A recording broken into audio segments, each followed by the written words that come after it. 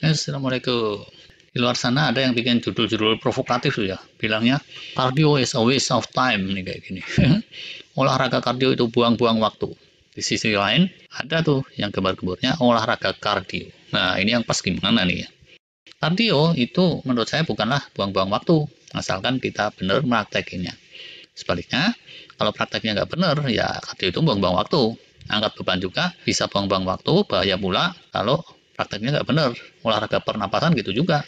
Bahkan kerja cari nafkah aja, itu juga bisa sia-sia kalau prakteknya nggak benar. Tidur juga gitu, waste of time. Fasting juga waste of time, malah bahaya sekalian kalau caranya keliru.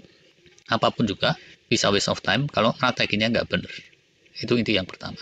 Tapi, balik lagi ke olahraga kardio ya, gimana sih caranya supaya nggak sekedar ngabisin waktu?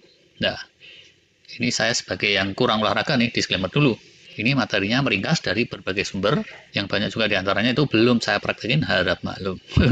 Pertamanya, dia bisa nggak membuang waktu kalau waktunya itu singkat, bisa 1-2 menitan aja gitu. Bisa juga 5 menitan. 1 menit kurang aja juga bisa nih. Salah satunya ya, direkomendasikan sama Dr. Barbara O'Neill. Nggak persis kayak gini nih yang dia rekomendasikan, tapi mirip. Kalau dia tuh pakai trampolin segala gitu ya, lompat-lompat, move against gravity gitu ya. Deng deng deng deng deng gitu ya. 10 hitungan pertama lompat dengan tangan tengadah. 10 hitungan kedua lompat dengan tangan telungkup. Terus 10 hitungan ketiga lompat dengan puntir badan kiri kanan. 30 hitungan gitu.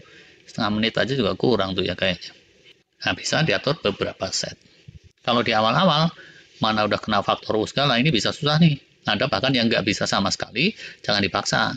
Apalagi kalau sampai jatuh, sampai cedera itu jangan banget. Tapi buat yang bisa aja dimulai dari 1 set dulu, 30 hitungan nih untuk tahap pemula. Kalau udah lancar, mestinya bisa 2 atau 3 set. Artinya 60 sampai dengan 90 hitungan. Kalau saya sih jarang olahraga nih ya, 60 hitungan aja lah, itu udah ngos-ngosan. Kaki juga udah rada pegel-pegel. Ngos-ngosan ini kalau kata Dr. David Sinclair itu bagus, run out of breath gitu ya. Little bit hypoxia kalau dia bilang, dan itu punya dampak untuk long term survivability dan longevity kita. Kalau Dr. Barbara O'Neill bilangnya, itu malamnya kita bisa cenderung tidur lebih pulas, healingnya bisa lebih mantep. Itu deh. Kalau yang kelasnya 1-2 menit gini, masa sih dibilang buang waktu? Enggak lah ya mestinya. Nah, jadi dari satu hal ini aja, udah bisa kita mentahkan bahwa kardio itu, kalau setelannya benar, bisa enggak membuang waktu. Logika lain ini terkait olahraga kardio ya, bisa disambi dengan melatih keseimbangan tubuh alias balancing. Balancing ini juga penting untuk longevity dan survivability juga. Begitu antara lain kalau menurut salah satu pakar ya, namanya Dr. Carol Bluewise. Karena kalau makin umur tuh ya, makin tinggi resikonya kalau kita itu jatuh, kepleset, apalagi kalau kejengkang, itu harus dijaga jangan sampai kayak gitu tuh. Dan akan lebih bahaya lagi kalau jatuhnya itu ke kandang buaya, buayanya yang sedang kelaparan lagi, alah, terus didramatisir. Dr. Blue Wise ya, itu salah satu coach yang sering kemarin yang saya tonton. Dia ini melatih balancing yang juga bisa sekaligus ada nilai kardionya. Itu untuk sehari-hari. Dia bilang coba deh, kita melatih diri kalau pasang kaos kaki gitu ya. Lepas kaos kaki, pasang kaos kaki itu kalau bisa sambil berdiri atau setengah berdiri gitu, atau pokoknya tanpa pegangan, tanpa senderan, tanpa duduk. Itu bernilai kardio, bernilai balancing exercise juga, dan meningkatkan kognitif, dan bisa juga bantu dikit-dikit untuk longevity. Dikit atau banyak tuh ya, tergantung sama laku-laku lain yang serangkaiannya ya. Dan jelas sih, andai pun itu manfaatnya nggak terlalu banyak, dia itu nggak membuang waktu.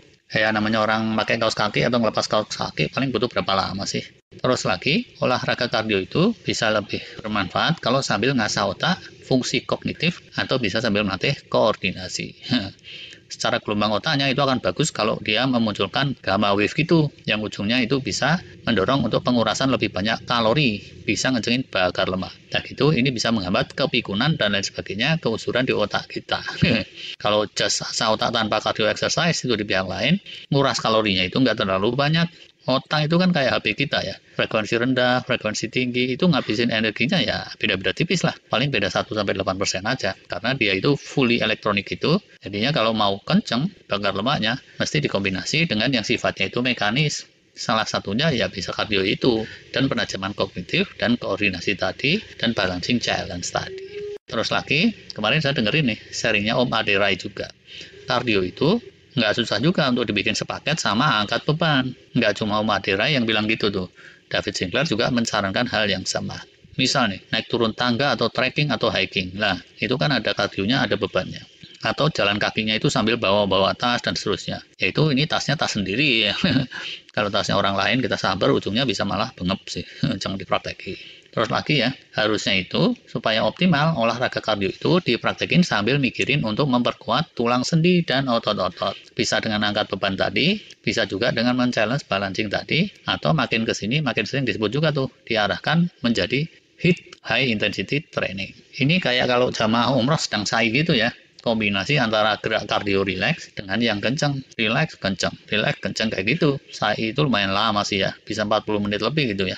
Tapi insya Allah nggak kehitung wasting time karena banyak berkah dan pahalanya secara spiritual. Pas di blok berlampu hijau gitu ya dikencengin, lari-lari kecil. Di ujung marwah, jalan aja, terus nurun bukit. Itu juga pada saat di ujung sofa. Ada rehatnya sejenak juga untuk doa-doa ringkas kayak gitu. Terus diulang lagi, 7 kali ulangan. Nah, di Jepang ada lagi tuh metode lain. Sempat populer juga teknik jalan yang bermanfaat untuk longevity. Yaitu dengan cara 3 menit jalan rileks, 3 menit kemudian jalan cepat.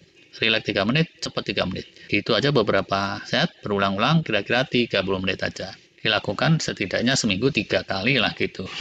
Apakah yang gitu-gitu itu wasting time? Nah, bisa juga enggak ya. Kalau misalnya jalannya itu sekalian berangkat ngantor, atau berangkat kuliah, atau sekalian kemana gitu. Atau olahraga murni sekalipun, itu juga kalau beneran mendampak pada longevity dan umur panjang, alhamdulillah juga tuh, nggak sia-sia. Tapi kalau pendapat saya pribadi nih ya, yang sifatnya olahraga murni, berasa agak kurang sustainable. Gerak badan itu, kalau saya nih ya, mesti ada purpose-nya, mesti ada keperluannya, nggak mengada-ada, sekedar mengincar yang jangka panjang toh. Cuma ya untuk itu kita mesti kreatif sih. Purpose-nya itu apa? Kita mesti pikirkan. Oke lah, segini dulu. Kembali lagi ini kalau kesimpulan saya ya.